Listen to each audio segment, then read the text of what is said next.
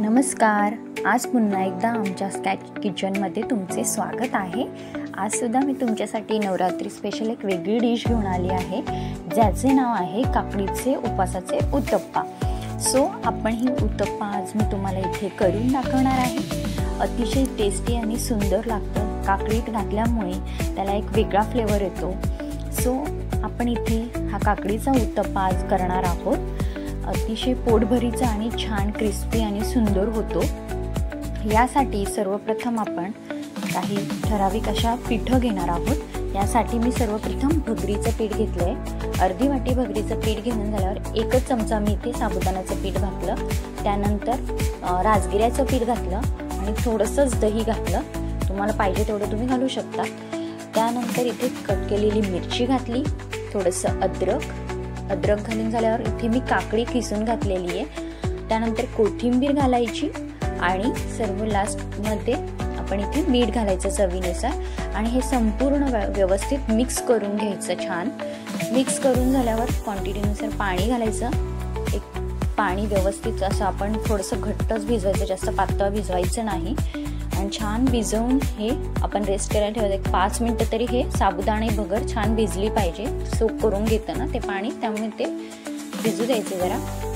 त्यानंतर थोडासा सोडा घालून छान मिक्स करून घ्यायचं हे आणि एकीकडे पॅन गरम करायला ठेवायचं। आणि इथे मी थोडंसं फोडणी टाईप करतेय उत्तप्पासाठी।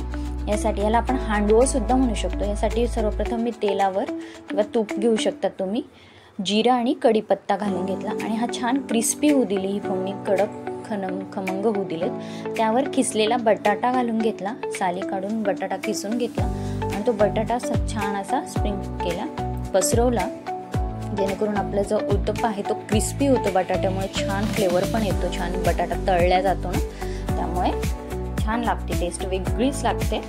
या पद्धतीने तुम्ही खरंच उत्तप्पा करून बघा, खूप टेस्टी झाला होता। यासाठी मी तुमच्याबरोबर ही छान रेसिपी शेअर करतेय।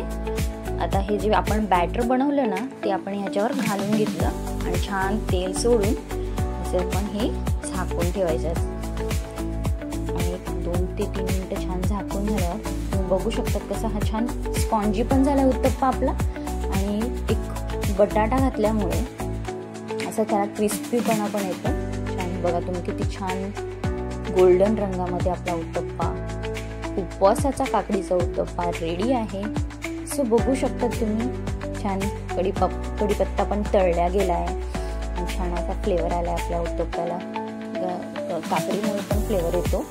सो नक्की करून बघा या नवरात्रीला तुम्ही अशी ही वेगळ्या पद्धतीचा उत्तप्पा, खूप छान लागतो आणि उपवासाच्या दिवशी तोंडाला चव पण येते।